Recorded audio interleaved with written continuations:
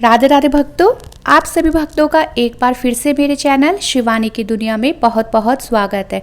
भक्तों, आज हम पुरुषोत्तम मास महात्म अध्याय 22 का श्रवण करेंगे।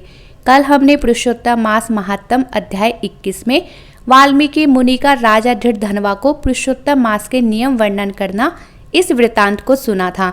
आज हम पुरुषोत्तम मास महात्म अध्याय 22 में वाल्मीकि मुनि का राजा धृतधनवा को पुरुषोत्तम मास के व्रत में भोजन आदि के नियम वर्णन करना इस वृत्तांत को सुनेंगे। चलिए भक्तों, कथा प्रारंभ करते हैं। राजा धृतधनवा वाल्मीकि मुनि से बोले, हे तपोधन, पुरुषोत्तम मास के व्रत में क्या भोजन करना चाहिए और क्या नहीं करना चाहिए तथा व्रत का नियम क्या है, यह सब कृपा कर आप विस्तार से मुझे बताइए। श्री नारायण नारद जी को बोले। राजा धृतधनवा के पूछने पर वाल्मीकि मुनि लोक हित के लिए सत्कार पूर्वक राजा से बोले, हे राजन, पुरुषोत्तम मास में जो नियम कहे गए हैं उन्हें तुम संक्षेप में सुनो।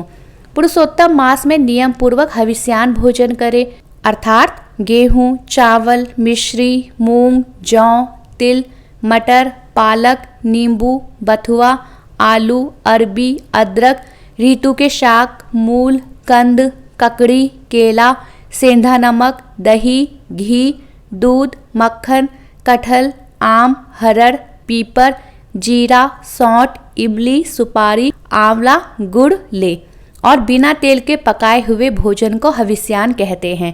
हविष्यान का भोजन मनुष्य को उपवास के समान कहा गया है।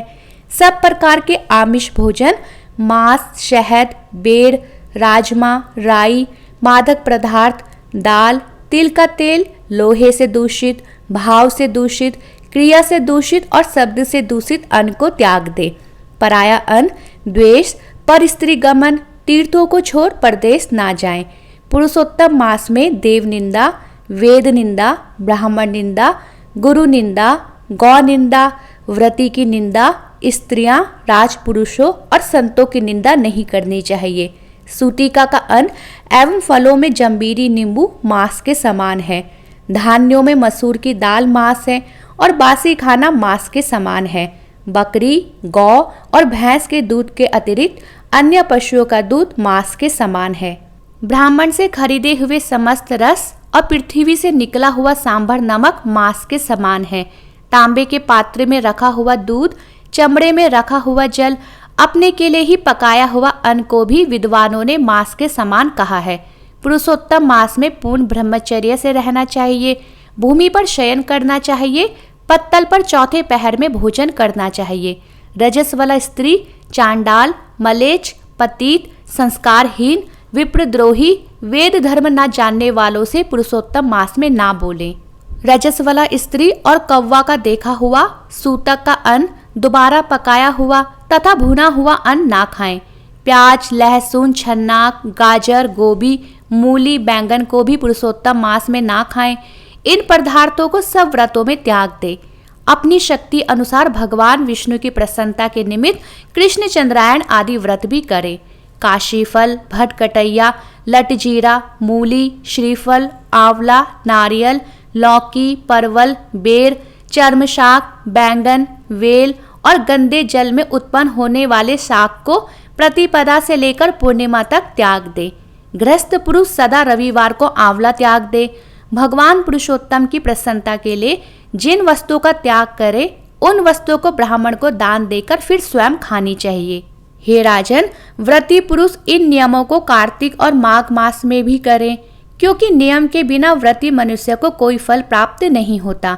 शक्ति हो तो निराहार रहकर पुरुषोत्तम मास का व्रत करें अथवा घी पीकर या दूध पीकर या बिना मांगे जो भी मिल जाए उसी को खाकर व्रत करें, अथवा शक्ति अनुसार फलाहार, जिससे व्रत भंग ना हो, बुद्धिमान पुरुष ऐसे व्रत का नियम धारण करें।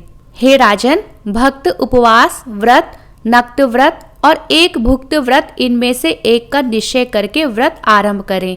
पुरुषोत्तम मास में भक्ति से श्रीमद् भागवत कथा सुने तो इस पुण्य का वर्णन करने में विधाता भी समर्थ नहीं है।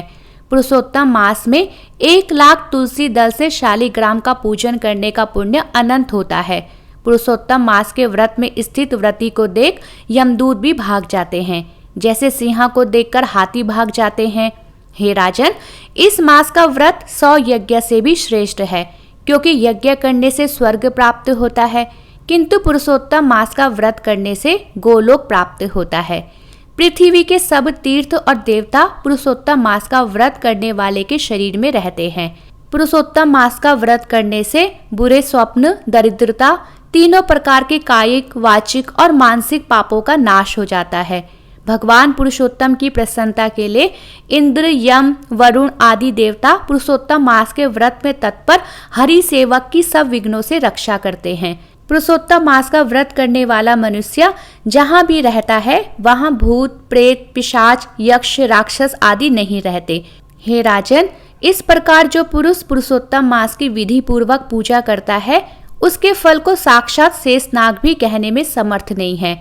श्री नारायण बोले, जो पुरुषों में उत्तम पुरुष पुरुषोत्तम भगवान के प्रिय इस मास के व्रत को परम आदर से एकाग्र मन होकर करता है, वह पुरुष रसिकेश्वर भगवान पुरुषोत्तम के साथ गोलोक में क्रीड़ा करता है।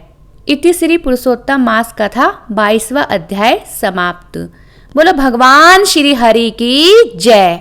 भक्तों, अगर आपने अभी तक मेरा चैनल सब्सक्राइब नहीं किया है तो मेरा ये चैनल लाइक, शेयर और सब्सक्राइब करना ना भूलें।